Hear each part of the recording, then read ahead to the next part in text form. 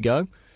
The Radio Whammo Breakfast Suckling on the teat of tech. with Paul Brislen. Talking high technology, all the big stories of the week with Paul Brislen. Paul Brislen on Twitter. Good morning, Paul. Good morning, how are you? Very well, thanks. First up, let's look at Skynet, as people are starting now to call it. Something that I use every single day. Yep.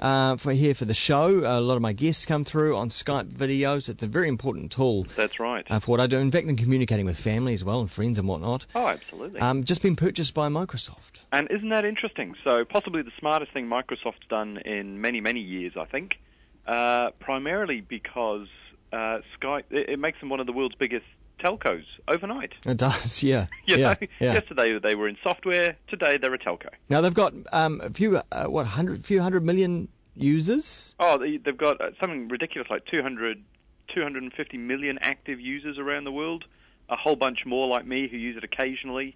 They make absolutely no money whatsoever, but it's the future of telephones. And with Microsoft involved, it's gone from being the future of telephones to the future of your television. Now, for most people, of course, the service is free, but if you want to do premium stuff like have group video calling or you want to call landlines and whatnot, then you do have to pay. You do have to pay, and that is quite cheap compared with the local rates. And I think the biggest barrier to general adoption of these kinds of services has been difficulty. You know, you've got to have a PC, you've got to have a webcam, you've got to have a good high-speed internet connection. All of these things are quite important. Yeah. But what Microsoft brings to the party, and I'm very excited by it, I can't believe how cool it would be, is the Microsoft Xbox 360 Kinect. Yeah. Which is, as you well know, is one of the fastest, if not the fastest-selling consumer electronics device that has ever existed. Yeah. And they just can't make them fast enough. This is basically high-definition camera sitting in front of your TV set. Yeah. So now, instead of you needing a computer and you've got to understand how to do all of this thing, you let the kids do it on the television, and before you know it, you'll never make a phone call again. This would be fantastic. Isn't that interesting? It will be fantastic if they can sort out some issues that Skype has had in the past with compatibility between the various clients, whether you be on a Mac or a PC or a Linux computer or an iPad or an Android device. If they can make them all talk together, particularly in the video context, then this is just going to explode. Bob's your uncle. This is a winner. And if Microsoft can resist the urge to make it Windows first and foremost and then everything else, and just make it everything all at once, then I think you're right. That is the key to this, because that is always the big problem with video conferencing stuff at the moment. Apple's got its own kit on the iPad, which looks great. Microsoft has its own stuff. Google has its own stuff. Skype has its own stuff. Really, we need to now figure out what the standard is and start using it and treat it as a standard. Did Microsoft pay too much? No. I thought that when Fairfax bought TradeMe all those years ago for, what was it, $700 million. I was a journalist at the time, didn't run the story because I thought they got the decimal point in the wrong place. I thought it was $70 million would have made sense. Yeah. $700 million was nonsense. It seems cheap in retrospect because, as we've all figured out, TradeMe is the future of classified advertising, and that market has gone entirely to TradeMe. And the same thing will happen here, I'm sure. Skype is the future of making landline calls from your house, and much, much more. So if people can make it, if Microsoft can make it easy for people to use, then people will use it, and it'll be seamless. And you get 9-year-olds making Skype calls to their cousins in Melbourne. Crikey. And it'll just be on the television. And that's really the key, moving it from the computer to the TV. Yeah. That is really quite powerful. But, of course, for that you need a decent internet connection. Indeed. And that's what we've got to work towards now. Yeah, that's another hurdle. Let's move on to this Facebook smear campaign against Google. What do you know about that? Well, this is rather interesting. So a blogger in the US has come out and pointed out that he was asked by a PR firm that claimed to represent Facebook if he would like to start pointing out just how often Google invades people's privacy. And the idea being that Facebook comes under constant round of pressure for its privacy policies, and that Facebook wanted to share some of that love around the industry and make sure that everybody else felt it as well, and that Google in particular got slapped upside the head by everybody saying, "What? Google invades my privacy? How dare you?" Now, this blogger took umbrage at this, quite rightly, because this is a PR smear campaign.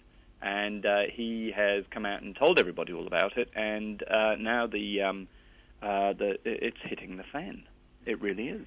Because this is just unpleasant stuff, and this is Facebook. You're not supposed to be doing this kind of thing. You're a plucky little startup company that's supposed to just get on and be innovative. And as soon as you turn into a corporate scoundrel like this, people like me will tell you where to put your privacy policy. Doesn't it? I mean, it tells you something about the inner workings and also about the direction of a company if they are starting to concentrate too much on their competitors like this and do something quite outrageous, underhand like this. It says that, well, okay, where are they going with their own innovation? What are they thinking about? Why are they so scared? Yeah. I think companies quite often reach this point where it's not enough for them to be innovative in and of themselves. They actually have to, rather than develop new stuff, they have to stop the competition from doing things.